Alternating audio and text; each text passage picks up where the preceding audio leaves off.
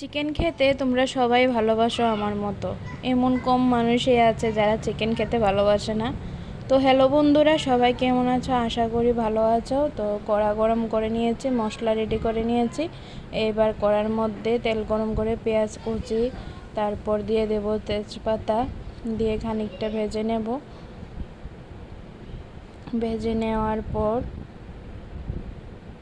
আমি মশলাগুলি দেব। তো আজকে আমি মাংসটা রান্না করব না মেখে।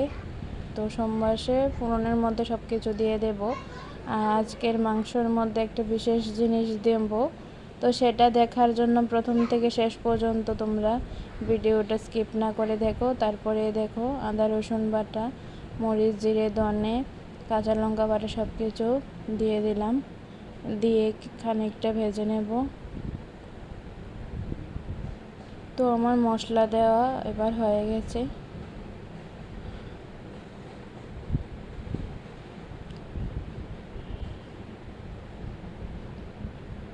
তো এখন দিচ্ছি, দেখো সেই বিশেষ জিনিসটা। তো ঘরে পাতা টক দই, গতকাল রাত্রে আমি ঘরের মধ্যে টক দই পেতেছিলাম। তো ঘরে পাতা দই খেতেও খুব সুস্বাদু হয় এবং স্বাস্থ্যকর হয় গরমের দিন, তাই ঘরের মধ্যে এখন দই পেতে খাওয়াই ভালো।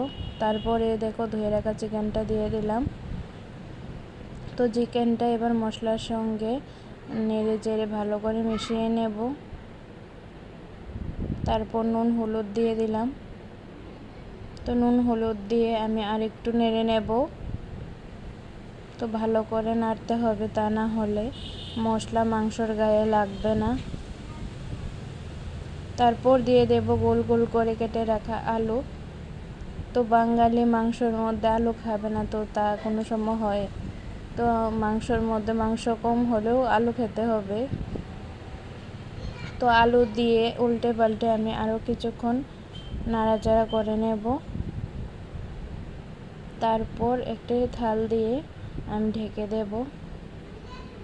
তো আধ ঘন্টা পর দেখো মাংস থেকে জল বার হয়েছে। তোমরা দেখলেই যে মাংসর মধ্যে আমি জল কিন্তু একটু ইউজ করিনি।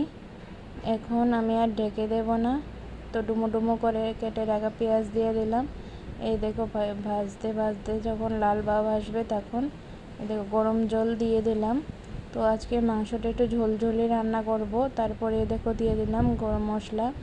হাফ ঝোলটা ফুটে ওঠার পর তো আরও কিছুক্ষণ দেখো ফুটছে। তো ফুটে পর আমার মাংসর ফাইনাল লুকটা, তো আশা করি ভালো।